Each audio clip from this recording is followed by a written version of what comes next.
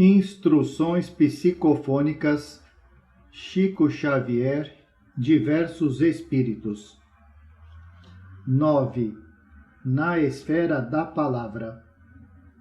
Nas tarefas da reunião de 6 de maio de 1954, depois do serviço habitual de socorro a desencarnados em sofrimento, nosso amigo André Luiz fez-se ouvido por nós de maneira clara e incisiva, acordando-nos para a necessidade do verbo bem conduzido com os seguintes ensinamentos. Certa palavra delituosa foi projetada ao mundo por uma boca leviana e, em breves dias, desse quase imperceptível fermento de incompreensão, nasceu vasta epidemia de maledicência. Da maledicência surgiram apontamentos ingratos, estabelecendo grande infestação de calúnia. Da calúnia apareceram observações impróprias, gerando discórdia, perturbação, desânimo e enfermidade. De semelhantes desequilíbrios emergiram conflitos e desvarios, criando aflição e ruína, guerra e morte. Meus irmãos, para o médico desencarnado, o verbo mal conduzido é sempre a raiz escura de grande parte dos processos patogênicos que flagelam a humanidade. A palavra deprimente é sarna invisível, complicando os problemas, enegrecendo o destino, retardando o progresso, desfazendo a paz, golpeando a fé e anulando a alegria. Se buscamos no mundo selecionar alimentos sadios, na segurança e aprumo do corpo, é indispensável escolher conversações edificantes, capazes de preservar a beleza e a harmonia de nossas almas. Bocas reunidas na exaltação do mal assemelham-se a caixotes de lixo, vazando bacilos de delinquência e desagregação espiritual. Atendamos ao silêncio, onde não seja possível o concurso fraterno. Disse o poeta que a palavra dita a seu tempo é como maçã de ouro em cesto de prata. No entanto, só o amor e a humildade conseguem produzir esse milagre de luz. Para cooperar com o Cristo, é imprescindível sintonizar a estação da nossa vida com o seu Evangelho Redentor. Busquemos sentir com Jesus. Não nos esqueçamos de que a língua fala com os homens e de que o coração fala com Deus. André Luiz. André Luiz, médico desencarnado, autor de vários livros de espiritismo cristão.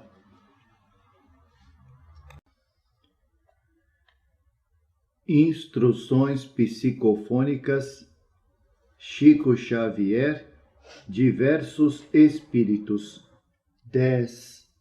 Depoimento. A mensagem de J.P.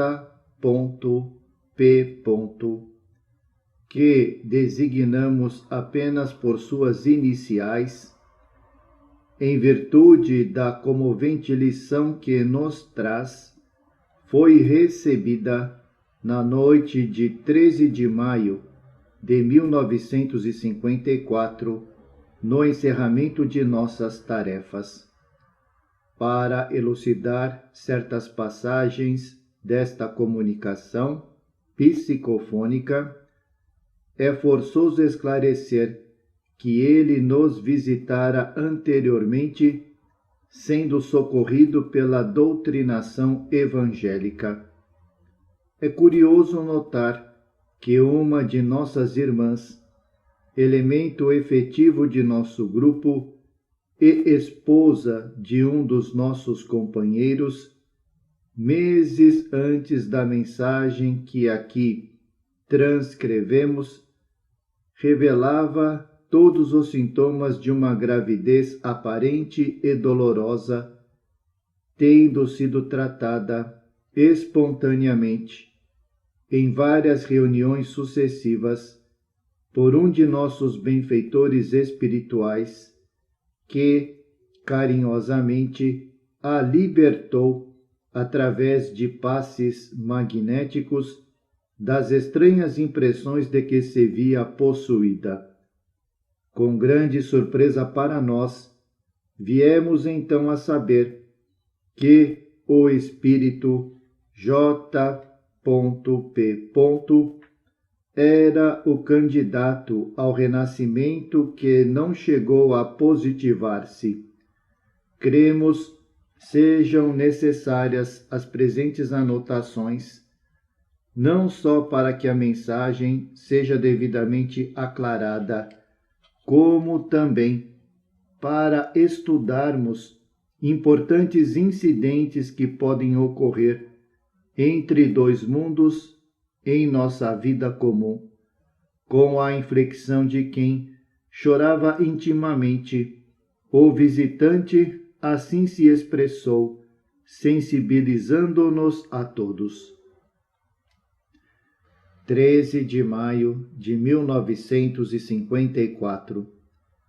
Há precisamente 66 anos eram declarados livres todos os escravos no território brasileiro. E talvez, comemorando o acontecimento, determinam os instrutores desta casa, vos fale algo de minha história, de minha escura história, porquanto, em seus últimos lances, ela se encontra de certo modo associada à obra espiritual de vosso grupo. J.P. foi o meu nome em Vassouras, a fidalga Vassouras do Segundo Império. Resumirei meu caso tanto quanto possível, porque, como é fácil perceberdes, não passo ainda de pobre viajante da sombra em árduo serviço da própria regeneração.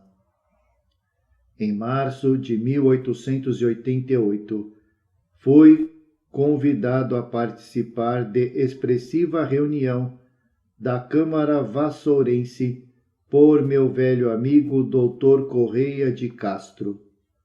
Abre parênteses, nota do organizador. O comunicante refere-se à pessoa de suas relações íntimas em 1888. Fecha parênteses. Cogitava-se da adoção de medidas compatíveis com a campanha abolicionista, então na culminância. Alguns conselheiros propuseram que todos os fazendeiros do município instituíssem a liberdade espontânea a favor do elemento cativo, com a obrigação de os escravos alforriados prosseguirem trabalhando por mais 5 anos consecutivos numa tentativa de preservação da economia regional. Discussões surgiram acaloradas. Diversos agricultores inclinavam-se à ponderação e à benevolência. Entretanto, eu era daqueles que pugnavam pela escravatura irrestrita. Encolerizado, ergui minha voz. Admitia que o negro havia nascido para o eito. Nada de concessões nem transações. O Senhor era Senhor com direito absoluto. O escravo era escravo com irremediável dependência. Aderi ao movimento contrário à proposta à vida, e nós, os da violência e da crueldade, ganhamos a causa da intolerância porque, então, Vassouras prosseguiu esperando as surpresas governamentais sem qualquer alteração. De volta ao lar, porém, vim a saber que a inspiração da providência sugerida partira inicialmente de um homem simples, de um homem escravizado. Esse homem era Ricardo, servo de minha casa, a quem presumia dedicar minha melhor afeição. Era meu companheiro, meu confidente, meu amigo. Inteligência invulgar, traduzia o francês com facilidade. Comentávamos juntos as notícias da Europa e as intrigas da corte. Muitas vezes era ele o escrivão predileto em meus documentários, orientador nos problemas graves e irmão nas horas difíceis. Minha amizade, contudo, não passava de egoísmo implacável. Admirava-lhe as qualidades inatas e aproveitava-lhe o concurso, como quem se reconhece dono de um animal raro, e queria-o como se não passasse de mera propriedade minha. Enraivecido, propus-me castigá-lo, e, para escarmento das senzalas, na sombra da noite, determinei a imediata prisão de quem havia sido para mim todo um refúgio de respeito e carinho, qual se me fora filho ou pai. Ricardo não se irritou ante o desmando a que me entregava. Respondeu-me as perguntas com resignação e dignidade. Calmo, não se abateu diante de minhas exigências. Explicou-se, imperturbável e sereno, sem trair a humildade que lhe brilhava no espírito. Aquela superioridade moral atiçou-me a ira. Golpeado em meu orgulho, ordenei que a prisão no tronco fosse transformada em suplício. Gritei desesperado. Assemelhava-me a fera a cair sobre a presa. Reuni minha gente e as pancadas. Triste é recordá-las. Dilaceraram-lhe o dorso nu sob meus olhos impassíveis. O sangue do companheiro jorrou abundante.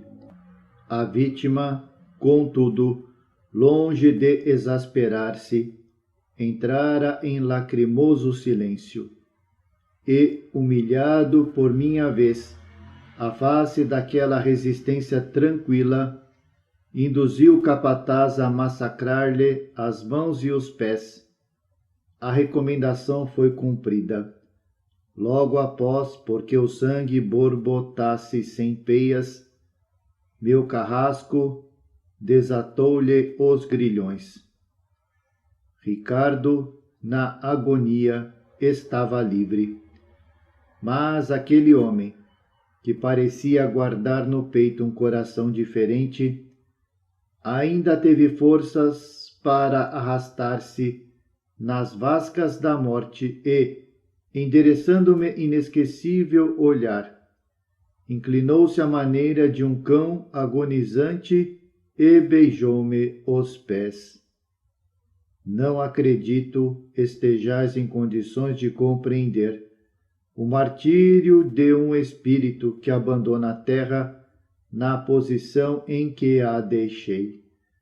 Um pelourinho de brasas que me retivesse por 1000 anos sucessivos, talvez me fizesse sofrer menos, pois desde aquele instante a existência se me tornou insuportável e odiosa. A lei áurea não me ocupou o pensamento, e quando a morte me requisitou a verdade, não encontrei no imo do meu ser, senão austero tribunal, como que instalado dentro de mim mesmo, funcionando em ativo julgamento que me parecia nunca terminar. Lutei infinitamente. Um homem perdido por séculos, em noite tenebrosa, creio eu padece menos que a alma culpada, assinalando a voz gritante da própria consciência. Perdi a noção do tempo, porque o tempo para quem sofre sem esperança se transforma numa eternidade de aflição. Sei apenas que, em dado instante, na treva em que me debatia, a voz de Ricardo se fez ouvir aos meus pés. Meu filho, meu filho. Num prodígio de memória, em vago relâmpago, que luziu na escuridão de minha alma, recordei cenas que haviam ficado à distância. Abre parênteses, nota do organizador. Ao contato do benfeitor espiritual, a entidade sofredora entrou a lembrar-se de existência anterior, em que a vítima lhe fora pai na experiência terrestre. Fecha parênteses.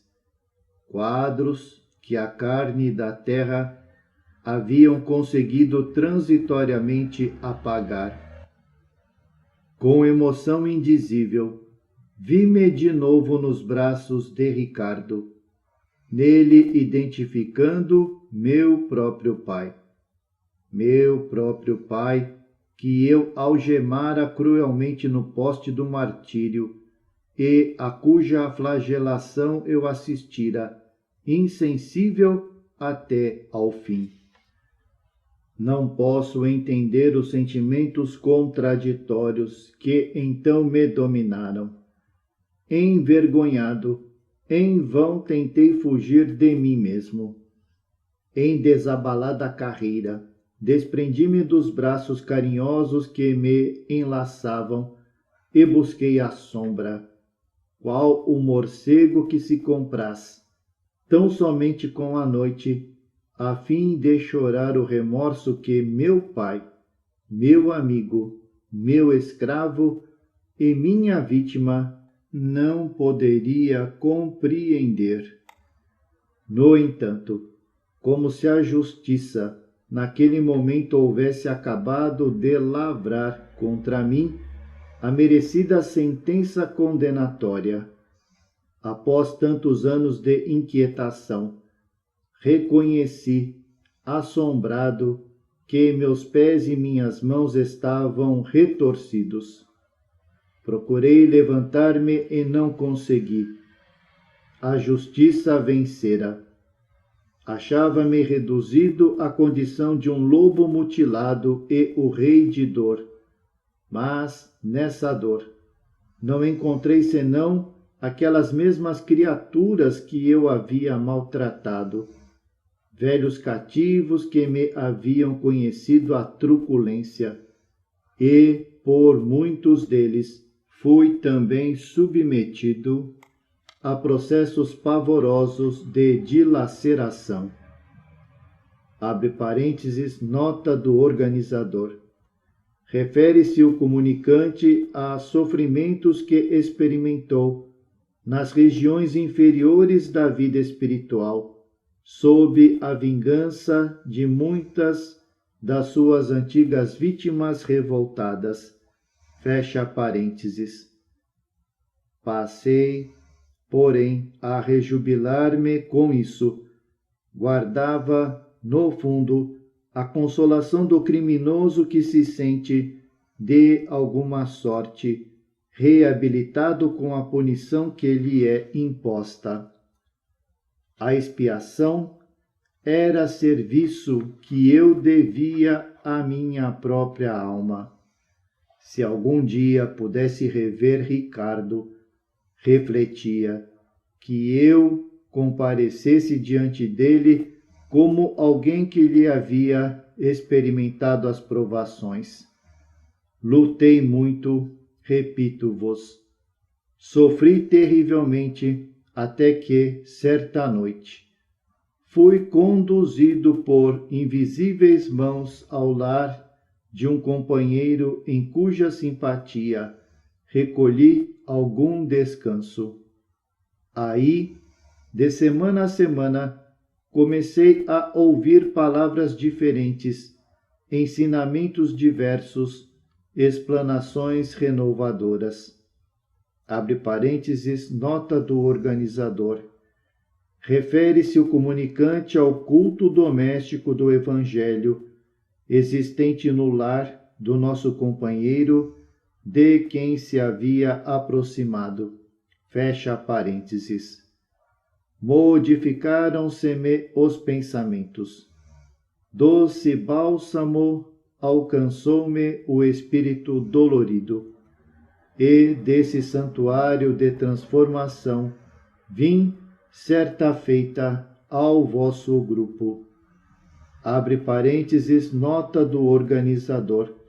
A entidade reporta-se à primeira visita que fez ao nosso grupo, quando foi atendida por nossa casa, através da incorporação mediúnica em 1952. Fecha parênteses. Há quase 2 anos, tive o conforto de desabafar-me convosco, de falar-vos de meus padecimentos e de receber-vos o óbolo de fraternidade e oração. Mas porque desejasse associar-me mais intimamente ao lar em que me reformava, atirei-me apaixonadamente aos braços dos amigos que me acolhiam, intentando consolidar mais amplamente a nossa afeição. Queria renascer, projetando-me em vosso ambiente. Para isso, busquei-vos como o sedento anseia pela fonte, e tudo fiz para exteriorizar-me. Entretanto, eu não possuía forças para mentalizar as mãos e os pés. Se eu retomasse a carne, seria um monstro, e se concretizasse meu sonho louco, teria cometido tremendo abuso. Além disso, estaria na posição de um aleijado, simplesmente regressando do inferno que havia gerado para mim mesmo. Nesse ínterim, contudo, os instrutores de vossa casa me socorreram. Auxiliaram-me sem alarde, noite a noite, e, graças ao Senhor, meu propósito foi frustrado. Mas, se é verdade que não pude retratar-me de novo no campo da densa matéria, para tentar o caminho de reencontro com Ricardo, recebi convosco, ao contato da prece, o reajuste de minhas mãos e de meus pés. Orando em vossa companhia e mentalizando a minha renovação em Cristo, minha vida ressurge transformada.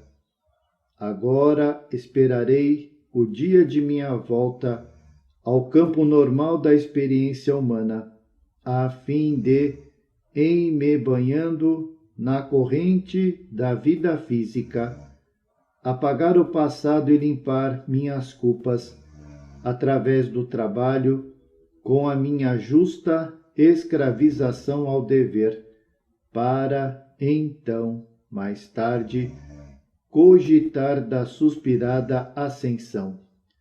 Mas, porque recompus minha forma, aqui estou convosco e vos digo: Aleluia! Viva a liberdade!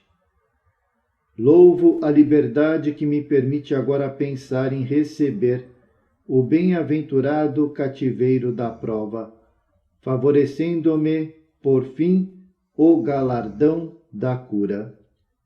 Amigos, eis que nos achamos em 13 de maio de 1954. Para minha alma, depois de 66 anos, raia um novo dia. Para mim, a luz não tarda, a luz de renascer. E assim me expresso, porque somente na esfera de luta em que vos encontrais, como privilegiados tarefeiros, por bondade de nosso Senhor Jesus Cristo, é que poderei encontrar o sol da redenção. Agradeço-vos a todos, recomendando-me feliz às preces de todos os companheiros, preces que constituem vibrações de amor, que ainda me empenho em recolher como sementes de renovação para o dia de amanhã que espero, em Jesus, seja enfim abençoado. Que o Senhor nos ampare. J.P.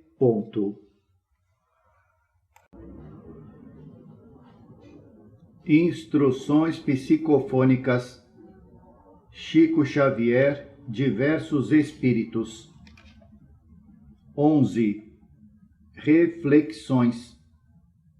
A hora habitual das instruções, na reunião da noite de 20 de maio de 1954, fomos honrados com a visita do grande instrutor que conhecemos por Frei Pedro de Alcântara, animador de nossos estudos e tarefas desde a primeira hora de nossa agremiação, e que, apesar de sua elevada hierarquia na vida superior, não desdenha o socorro aos irmãos em sofrimento, inclusive a nós mesmos, insignificantes aprendizes da verdade. Abre parênteses, nota. Frei Pedro de Alcântara foi contemporâneo da grande mística espanhola Teresa d'Ávila e, tanto quanto ela, é venerado na Igreja Católica. Nota do organizador. Fecha parênteses. Filhos, clareando consciências alheias, defendamo-nos contra a dominação das trevas. Vem e segue-me, diz o Senhor ao apóstolo. Levanta-te e anda, recomenda Jesus ao paralítico. Para justos e injustos, ignorantes e sábios, o chamamento do Cristo é pessoal e intransferível. O Evangelho é serviço redentor, mas não haverá salvação para a humanidade sem a salvação do homem. No mundo, é imperioso refletir algumas vezes na morte, para que a existência não nos seja um ponto obscuro dentro da vida, porque o espírito desce à escola terrena para educar-se educando. Dia a dia, milhares de criaturas tornam a pátria espiritual. Esse caiu sob o fio da espada. Aquele tombou ao toque de balas mortíferas. Alguns expiram no conforto doméstico e muitos partem do leito rijo dos hospitais. Todos imploram luz, mas, se não fizeram claridade em si mesmos, prosseguem a feição de caravaneiros ocultos na sombra. Não valem títulos do passado, nem exterioridades do presente. Esse deixou o ouro amontoado com sacrifício. Aquele renunciou ao consolo de afeições preciosas. Outro abandonou o poder que lhe não pertencia. Aquele outro ainda foi arrancado à ilusão. Quantas vezes examinais conosco essas pobres consciências em desequilíbrio, que a ventania da renovação vergasta no seio da tempestade moral. É por isso que, sob a invocação do carinho e da confiança, rogamos, considereis a estrada percorrida. Convosco brilha a abençoada oportunidade. O Espiritismo é Jesus, que volta ao convívio da dor humana. Não sufoqueis a esperança na corrente das palavras. Emergi do grande mar da perturbação para o reajuste indispensável. Não julgueis para não serdes julgados, porque seremos medidos pelo padrão que aplicarmos à alheia conduta. Ninguém sabe que forças tenebrosas se congregaram sobre as mãos do assassino. Ninguém conhece o conteúdo de fel da taça que envenenou o coração, arremessado ao grande infortúnio. O malfeitor de hoje pode ser o nosso benfeitor de amanhã. Desterrai de vossos lábios toda palavra de condenação ou de crítica. Desalojai do raciocínio e do sentimento toda névoa que possa empanar a luminosa visão do caminho. Somos chamados ao serviço de todos e a nossa inspiração procede do Senhor, que se converteu no escravo da humanidade inteira. Filhos, urge o tempo. Sem o roteiro da humildade, sem a lanterna da paciência e sem a bênção do trabalho, não alcançaremos a meta que nos propomos atingir. Quão fácil mandar, quão difícil obedecer. Quanta simplicidade na emissão do ensinamento e quanto embaraço na disciplina aos próprios impulsos. Jesus ajudou. Duas grandes e inesquecíveis palavras bastam para cessar a revolta e congelar-nos qualquer ansiedade menos construtiva. Se Jesus ajudou, por que haveremos de perturbar? Se Jesus serviu, com que privilégio exigiremos o serviço dos outros? Reunimo-nos hoje em velhos compromissos. Digne-se o Senhor alertar-nos na reconstituição de nossos destinos. Não vos pedimos senão a dádiva do entendimento fraterno, com a aplicação aos princípios que esposamos, reconhecendo a insignificância de nossas próprias almas. Somos simplesmente um amigo. Não dispomos de credenciais que nos assegurem o direito de exigir, mas rogamos, observeis os minutos que voam.